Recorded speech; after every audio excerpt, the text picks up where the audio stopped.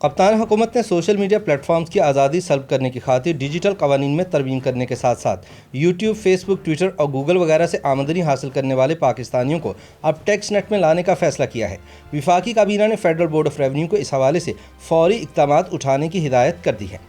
اس سے پہلے وفاقی کابینہ کی جانب سے ڈیجیٹل میڈیا قوانین میں ترامیم کے ذریعے فیس بک، یوٹیوب، ٹویٹر اور گوگل جیسی سوشل میڈیا کمپنیز کو پاکستان میں اپنے کنٹری دفاتر کھولنے کا پابند کیا گیا ہے۔ بصورت دیگر انہیں یہاں کام کرنے کی اجازت نہیں ہوگی۔ اس کے علاوہ پاکستان ٹیلی کمیونیکیشن اتھارٹی کو ان کمپنیوں کے لائن انفارمیشن سسٹم کو بلاک کرنے اور 50 کروڑ روپے تک جرمانہ عائد کرنے کا اختیار بھی دے دیا گیا ہے۔ تاہم فیس بک، یوٹیوب، ٹویٹر اور دیگر بین الاقوامی سوشل میڈیا کمپنیز نے نئے قوانین کو مسترد کرتے ہوئے کہا ہے کہ ان پر عمل درآمد ممکن نہیں اور ہو سکتا ہے کہ سوشل میڈیا کمپنیز پاکستان کے لیے اپنی سروسز بند کرنے پر مجبور ہو جائیں۔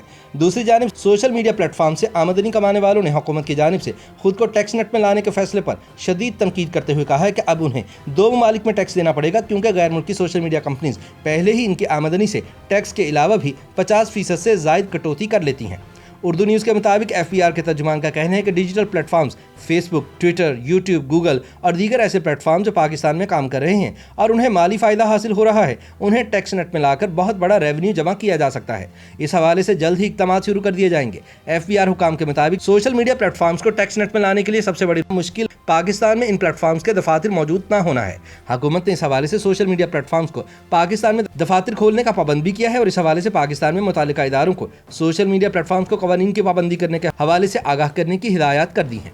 حکام کے مطابق سوشل میڈیا پلیٹ فارمز کو ٹیکس نیٹ میں لانے کے ساتھ ساتھ پاکستان میں ان صارفین کو بھی ٹیکس نیٹ میں شامل کیا جائے گا جو سوشل میڈیا پلیٹ فارمز کے ذریعے پیسہ کماتے ہیں۔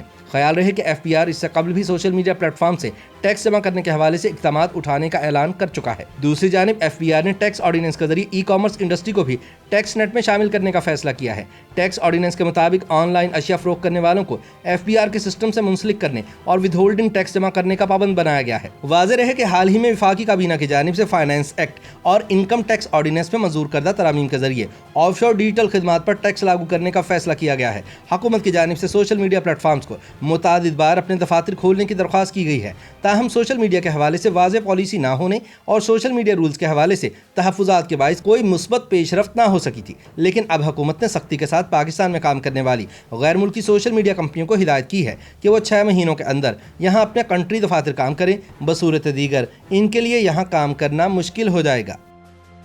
YouTube پر گوگلی نیوز دیکھنے کے لیے youtube.com کی سرچ بار میں گوگلی نیوز TV ٹائپ کریں۔ گوگلی نیوز کے پیج پر سرخ رنگ کے سبسکرپشن والے بٹن پر کلک کرنا نہ بھولیے۔ YouTube پیج پر اپلوڈ ہونے والی ویڈیوز سے باخبر رہنے کے لیے بیل آئیکن پر کلک کیجیے۔ آپ کو ہر نئی ویڈیو کے بارے میں نوٹیفیکیشن موصول ہو جائے گا۔